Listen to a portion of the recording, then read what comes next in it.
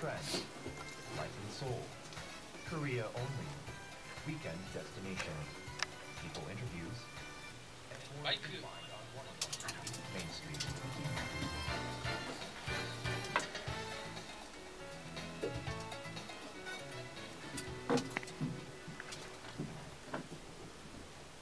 We have a special guest for today's Music Potpourri. Stan Killian is a Texas-born, New York-based tenor saxophonist.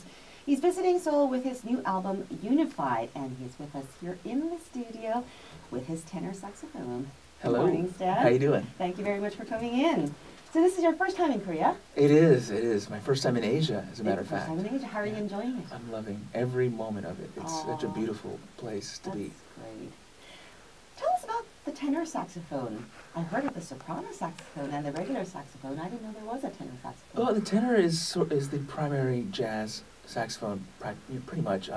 It has a really rich history stemming back, of course, when the saxophone was invented in 1847 by Adolfo Sax.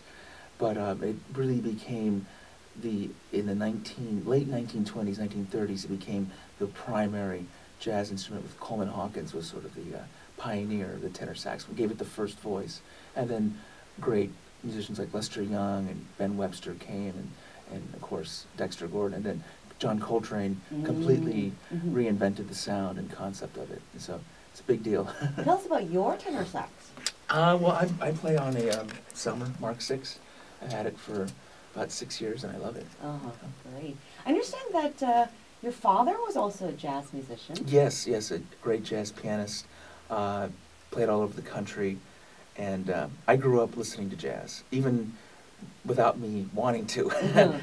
So he was always playing, taking me on gigs, and it was just sort of naturally around, just playing music and having a emotional attachment to it.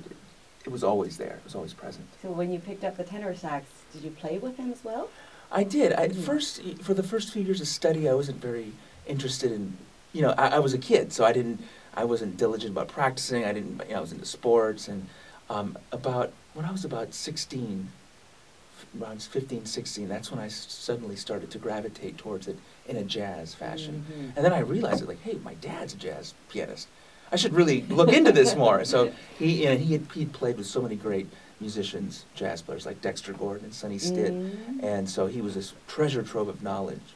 And he started taking me on gigs when I was pretty young, and I started playing with him, and the rest is history. Does he still play? It's a sad thing. He has Alzheimer's.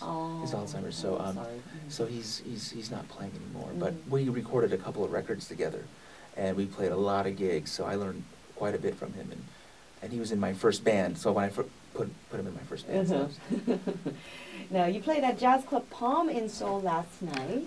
How was that? It was fantastic. We had a great time. Good crowd, and the musicians I had never played with before. We had never rehearsed or anything, and I sent them the charts, and they were completely consummate professionals and played it beautifully, and the crowd was into it, and we had some guests in the audience that came and sat in at the end. So we made it a really nice party. Jazz is huge in New York City. Oh yeah, right? yeah. It's starting to catch on here in Asia, especially in Korea and Japan, I believe. How would you compare the scene? Well, I haven't been here long enough to really, get a feel of the scene, but I will say that New York is just it's so much bigger in terms of the scene. There's so many more clubs, so many different musicians. In fact, I know a lot of Korean musicians in New York City. That's kind of how I got in touch with some of the musicians here.